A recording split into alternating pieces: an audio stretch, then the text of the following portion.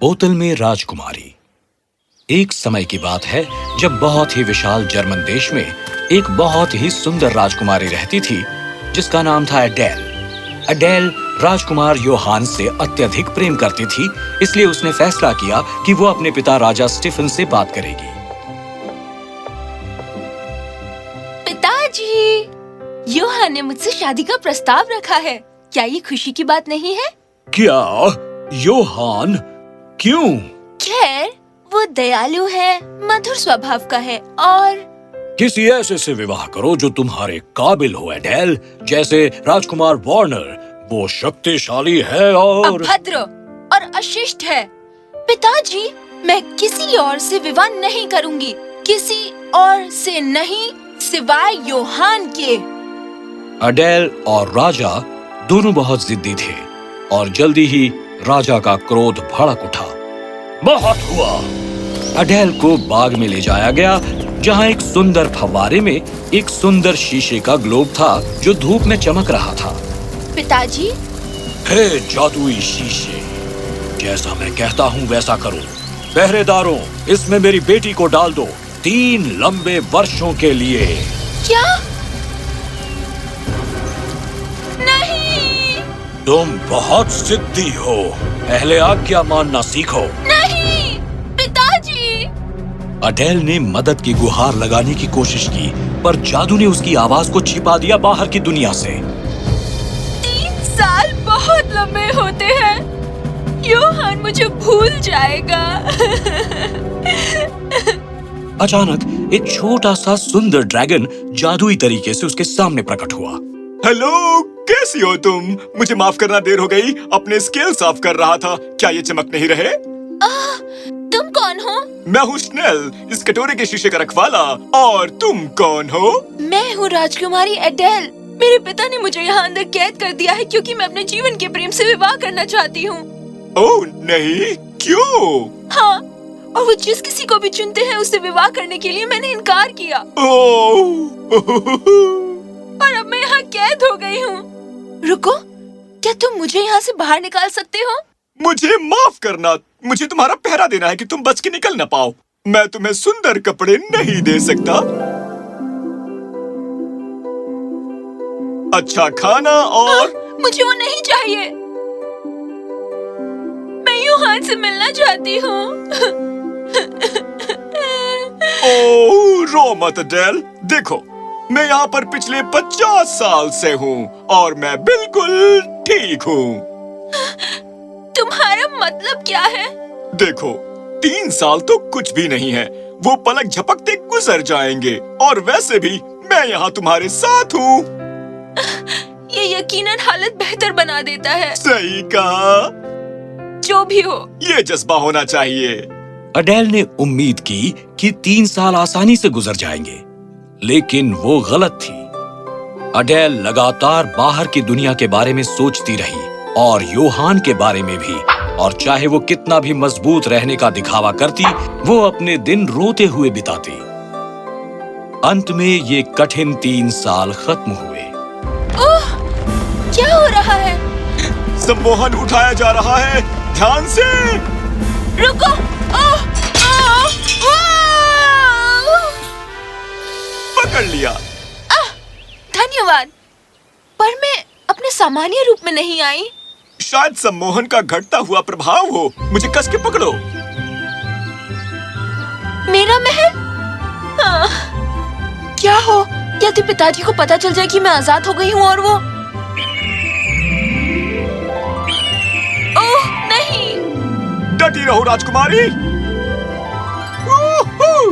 हाँ?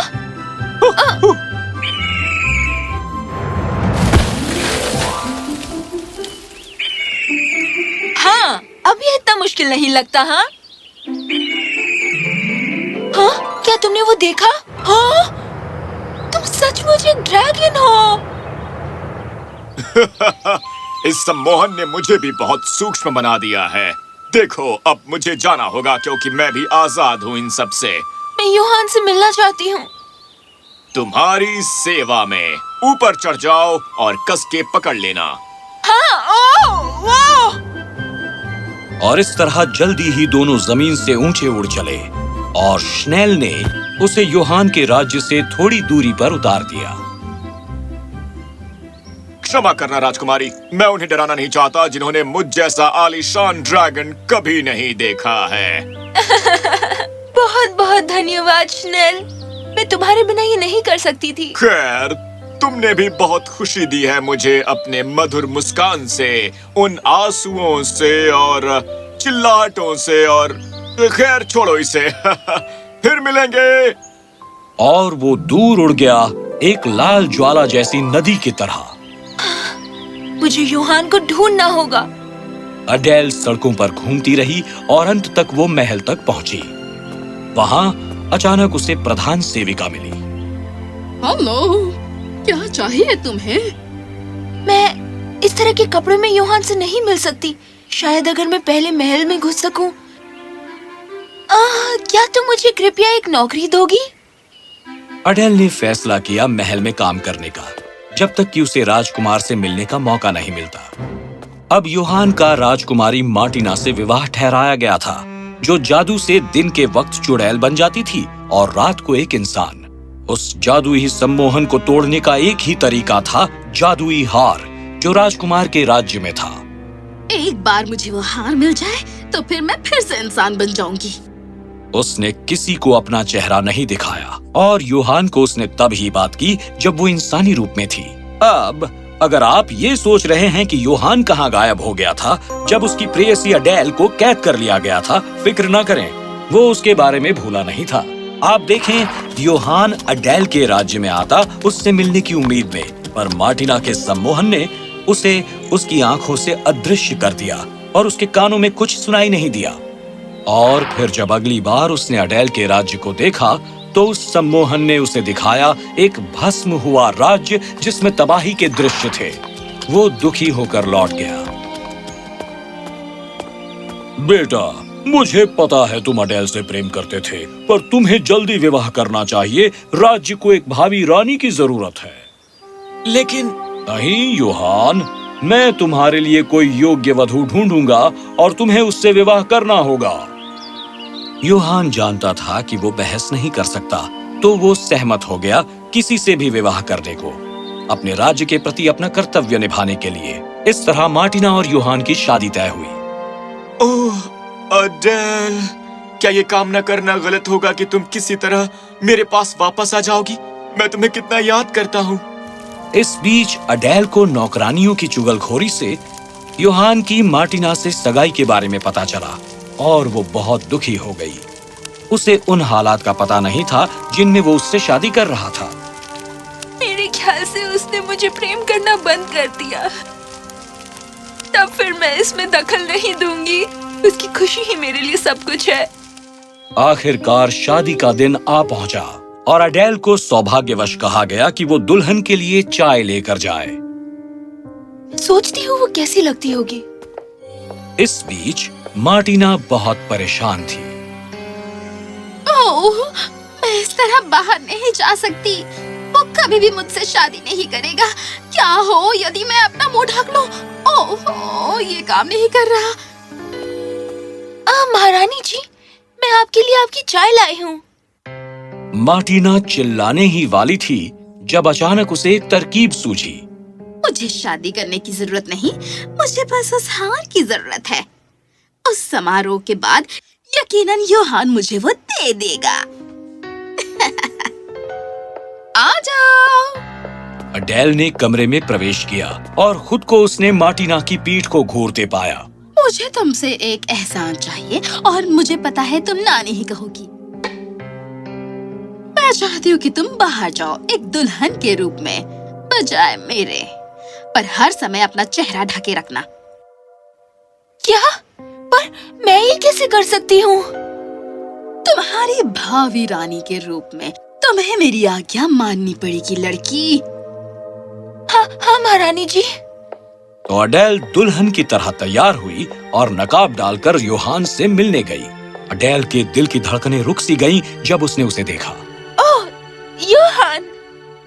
हाँ, तुम्हारी आवाज अलग सी लगती है, मेरे सच्चे प्रेम की तरह। हाँ, क्षमा करना, मैं उसे भूल नहीं पाया हूँ। ये विवाह एक समझौता है। मैं तुम्हें बताना चाहता हूँ इससे पहले कि हम कस्में खाएं। अगर तुम मुझसे शादी ना करना चाहो, सच्चाई जान लेने के बाद तो भी मुझे फर्क नहीं पड़ता है। वो अभी भी मुझसे प्यार करता है, पर मैं उसे कैसे कुछ कहूँ जब इतने सारे लोग देख रहे हैं। अडेल को एक बेहतरीन तरकीब सूझी। ओह प्रिया घंटियों, तुम कैसे बचती हो मुझ जैसी झूठी दुल्हन के लिए। हे प्रिय फूलो, तुम कैसे खिलते हो मुझ जैसी झूठी दुल्हन के लिए। क्या कहा तुमने? जो भी कुछ मैंने कहा, मुझसे वादा करो कि तुम इसे दोहराने को तभी कहोगे जब हम अकेले में होंगे।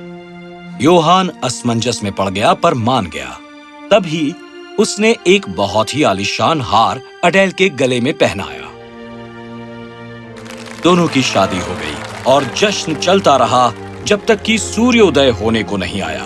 अडेल छुपकर खिसक गई दुल्हन के कमरे में। अपने नौकरानी की वर्दी पहनकर उसने खुद को राजकुमार के कमरे में छिपा लिया। बाद में जब राजकुमार आया, उसने मार्टिना को बुलाया। हाँ, योहान। मैंने तुमसे कविता के बारे में पूछने का वादा किया था, वो क्या थी? मार्टिना अवाक रह गई। उसे पता नहीं था कि वो किसकी बात कर रहा है। खैर, मुझे अच्छे से याद नहीं। क्या वो बहुत महत्वपूर्ण था? योहान हैरान रह गया। जब उसने सुना तो वो जान गया कि उसकी आवाज वही नहीं थी। तुम्हारी आवाज अलग लगती है। और वो हार कहाँ है जो मैंने तुम्हें दिया था? क्या? तुम पहले ही हार दे चुके? उस लड़की ने जरूर उसे चुरा लिया होगा। मैंने कभी कुछ नहीं चुराया। योहान और मार्टिना बहुत ही हैरान रह गए।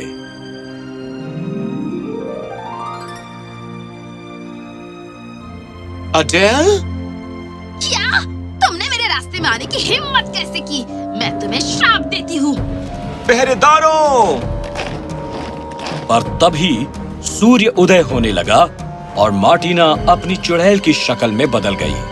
क्या? ओह, हे भगवान! मैं तुम दोनों से छुटकारा पालूंगी और हार मेरा होगा। देख लेना।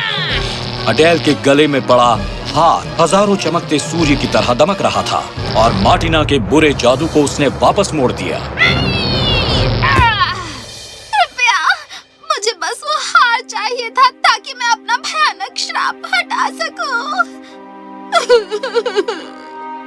कैसा श्राप? मार्टिना ने उन्हें वो सब बताया जो बदनसीब श्राप उसे झेलना पड़ रहा था। तो ये हार तुम्हारा सम्मोहन तोड़ देगा? हाँ, तुम उसे मुझे दे रही हो? हाँ? हाँ, मैं तुम्हें अपने सम्मोहन को हटाने से दूर नहीं रख सकती। मुझे बस एक ही चीज चाहिए, मेरे लिए योहान का प्यार, और कुछ भी नहीं। मार्टिना ने हार पहना, सम्मोहन टूट गया और वो अपने इंसानी रूप में वापस आ गई। मैं इंसान हो गई। ओह, ये बहुत बहुत धन्यवाद। अडेल, मैंने सोचा कि तुम मुझे हमेशा के लिए छोड़कर चली गई। बताओ, तुम कहाँ थी? अडेल ने उसे बताया कि कैसे उसे उसके लिए 3 साल की कैद के दुख से गुजरना पड़ा था। पर कोई बात नहीं, पर आखिरकार हम मिल गए और अब मैं तुम्हारी पत्नी हूँ। पर मैंने तुम्हारे राज्य को पूरी तरह बर्बाद होते देखा था। मैं क्षमा मांगती हूँ योहान। जब मैंने पहली बार तुम्हें देखा था, तुम तब भी एडली के प्रेम में डूबे थे और तुम उसके राज्य में जाते रहते थे। मैंने उसको ढूंढने की कोशिश की और सम्मोहन डालने की, पर मैं उसे कभी भी नहीं ढूंढ सकी। इसीलिए उसके राज्य में तुम्हें जाने से रोकने के लिए मैंने तुम्हारी आंखों पर एक सम्मोहन डाल दिया, ताकि तुम उसके राज्य को तबाह और बर्बाद देख सको और ये सोचो कि वो चली गई। अब क्योंकि मेरा श्राप हट गया है, मैं यहाँ वो सम्मोहन तुम पर से हटाती हूँ। योहान। तो अडेल और योहान मिलकर एक सुखी जीवन बिताने लगे। राजा स्टीफन को भी अपनी गलती का एहसास हुआ और उसने कसम खाई कि वो कभी भी जिद पर नहीं अड़ेगा। अब अडेल को हार की जरूरत नहीं थी, उसके पास था योहान का प्रेम, और जिन्होंने उसे देखा वो कसम खा सकते थे कि आज तक उन्होंने उस जैसी प्रेम करने वाले इंसान को नहीं देखा था। मुझे कहना पड़ेगा कि तुम्हारी आवाज बहुत सुंदर है। ओहो, धन्यवाद स्नेल।